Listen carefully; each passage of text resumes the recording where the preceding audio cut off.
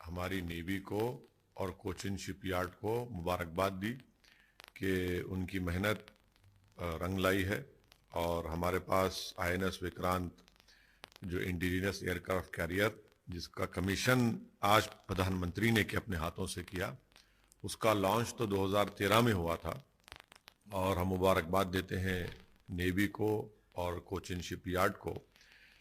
साथ ही साथ हमको इस बात को भी सोचना है कि प्रधानमंत्री नरेंद्र मोदी की सरकार हमको तीसरा एयरक्राफ्ट कैरियर चाहिए, उसकी इजाज़त क्यों नहीं दे रहे हैं? उसी नेवी में हमको 200 शिप की ज़रूरत है, हमारे पास सिर्फ 130 है, क्यों नहीं दे रहे इसका परमिशन? इसलिए नहीं दे रहे प्रधानमंत्री नरेंद्र मोदी क्योंकि उन्होंने भारत की इकोनॉमी को अपने गलत पॉलिसियों की वजह से बर्बाद कर दिया। उनके पास पैसे नहीं है तीसरा एयरक्राफ्ट कैरियर बनाने के लिए, और जो 130 शिप है, हमको 200 शिप की जरूरत है।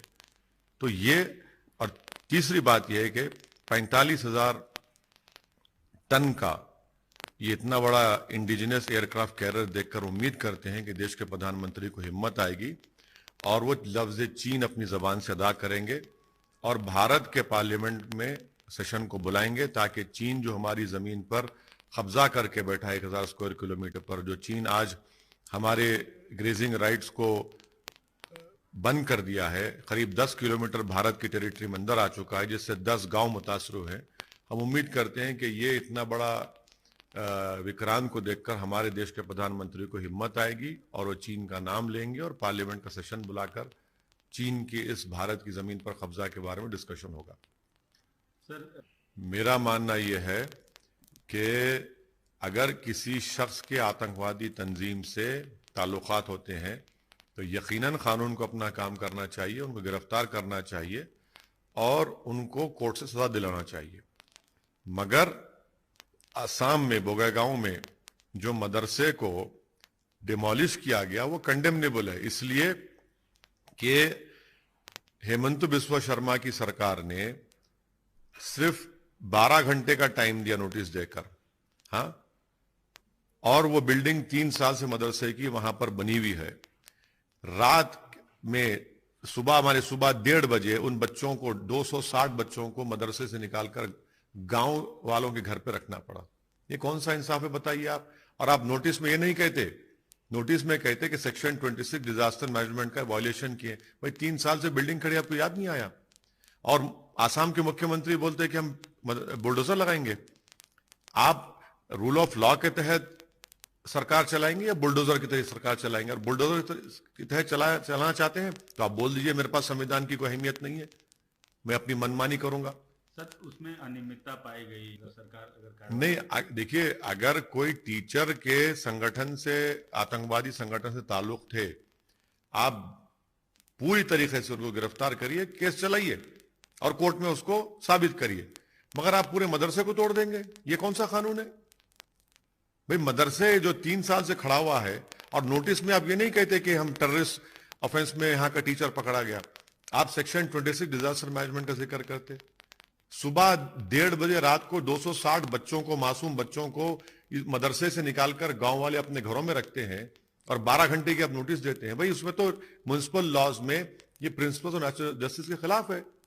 तो आसाम के मुख्यमंत्री योगी आदित्यनाथ की तरह वो बुलडोजर से सरकार चलाना चाह रहे हैं और वे बताना चाह रहे हैं कि भाई अब मोदी के बाद हम ही है, इसलिए ये भी एक एंगल है इसमें। तो ये सरासर गलत है, संविधान के खिलाफ है, प्रिंसिपल नेचुरल जस्टिस के खिलाफ है, ये जुल्म हो रहा है आसाम के मुसलमानों पर।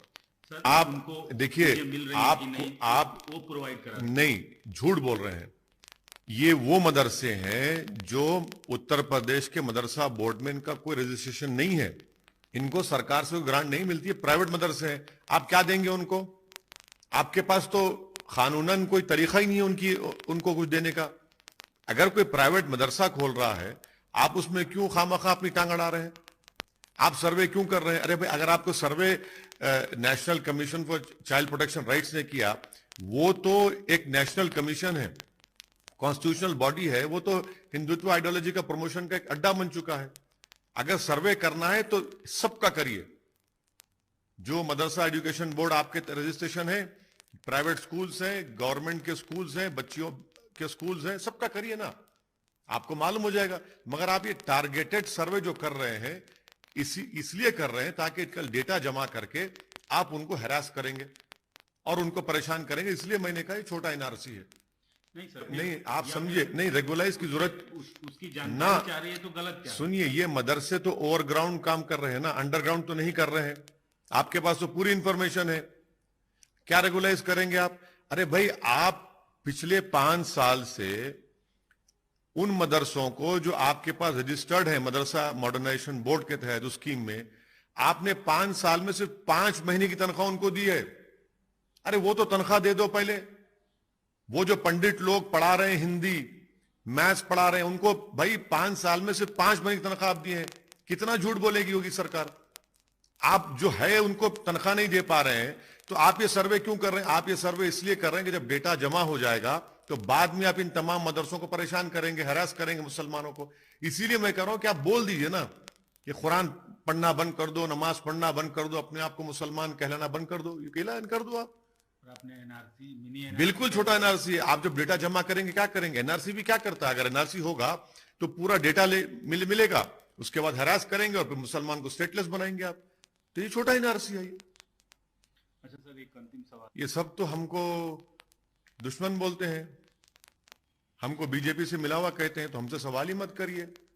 हम तो अछूत हैं।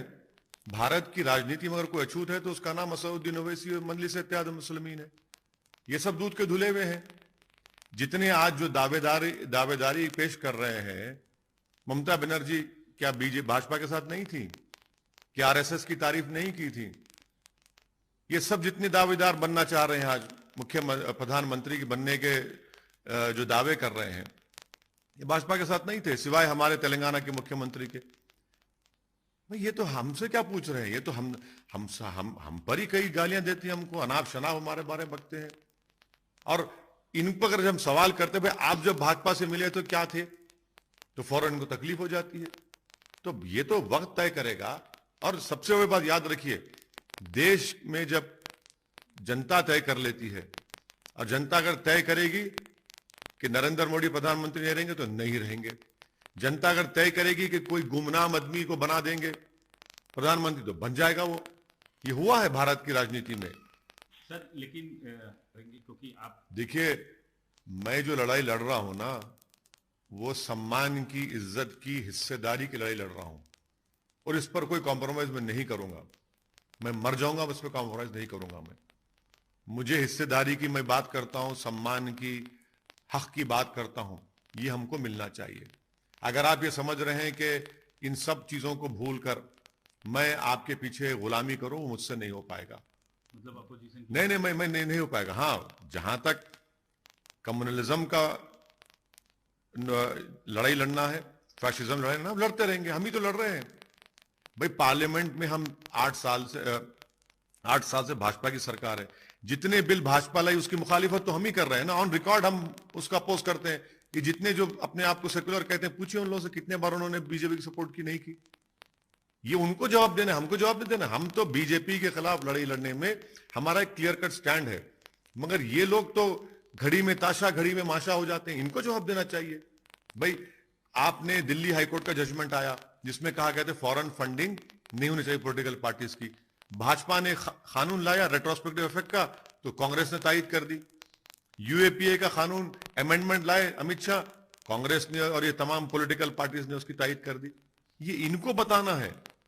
भाई ममता बनर्जी अगर आरएसएस की तारीफ कर रही है, अगर वही बात अगर मेरी जबान से निकल जाती तो मेरे खिलाफ फतवा जारी कर देते ये सब लोग कि वही से अगर मरेगा तो कब्रिस्तान में जगह मत दो, क्योंकि वो बोल सकते हैं और मैं मुसलमानों की हक की बात करता हूं, उनके सम्मान की, उनकी हिस्सेदारी की बात कर रहा हूं, तो मैं मिला हुआ हूं और आप दूध के धुले हुए।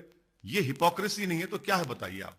सर कुछ अब देखिए, अगर आप मुसलमानों से, इस्लाम से नफरत करते हैं और भारत में मुसलमानों को अव्वल दर्जे का शहरी या सिटीजन नहीं मानते हैं, तो आप इसी तरह की बातें करेंगे ताकि उनको नीचे किया जाए, उनको दबाया जाए, उनको कुचला जाए, उनकी रिलीजियस आइडेंटिटी को खत्म कर दिया जाए। तो यही लोग जिनके दिलो दिमाग में नफरत भरी हुई है, जो संविधान से नफरत करते हैं, इस तरह की जबान इस्तेमाल करते हैं।